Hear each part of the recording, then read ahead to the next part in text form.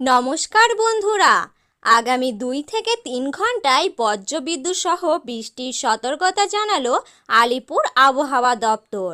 2 থেকে 3 ঘন্টার মধ্যেই ঝেঁপে বৃষ্টি আসছে শহরে। তো এই বিষয়ে আবহাওয়া দপ্তরের তরফ থেকে যে গুরুত্বপূর্ণ আপডেটগুলি চলে এসেছে, তো তাই কিন্তু আমি আজকে আপনাদেরকে জানিয়ে দেব এই ভিডিওটির মাধ্যমে।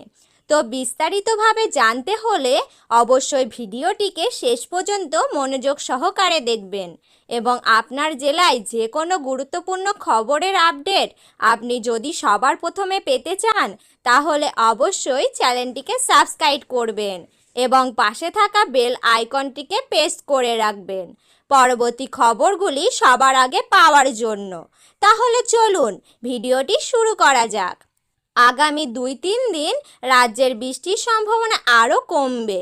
উত্তরবঙ্গে বৃষ্টির পরিমাণ ও ব্যাপকতা কমবে।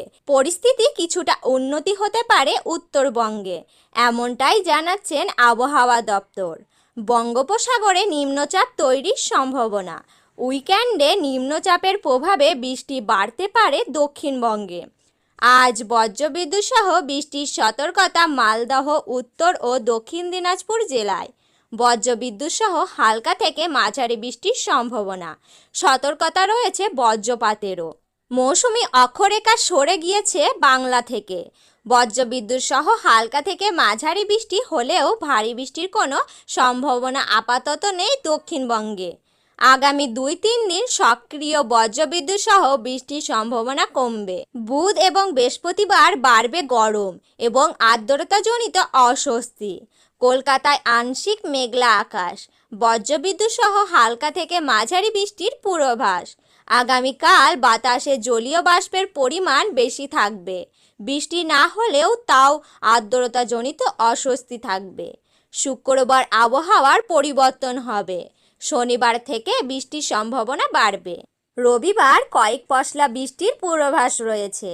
কলকাতায় আজ সর্বোচ্চ তাপমাত্রা 27.4 ডিগ্রি সেলসিয়াস, যা স্বাভাবিক তাপমাত্রা থেকে 0.5 ডিগ্রি সেলসিয়াস বেশি। গতকাল সর্বোচ্চ তাপমাত্রা ছিল 33.1 ডিগ্রি সেলসিয়াস, যা স্বাভাবিক তাপমাত্রা থেকে 0.3 ডিগ্রি সেলসিয়াস বেশি। বাতাসে জলীয় বাষ্পের পরিমাণ 75 থেকে 94%। আগামী 24 ঘন্টায় কলকাতা শহরে তাপমাত্রা থাকবে 27 থেকে 33 ডিগ্রি সেলসিয়াসের মধ্যে। বৃষ্টি হয়েছে সামান্য 7.5 মিলিমিটার। তো বন্ধুরা, এই ছিল আজকের গুরুত্বপূর্ণ আপডেট।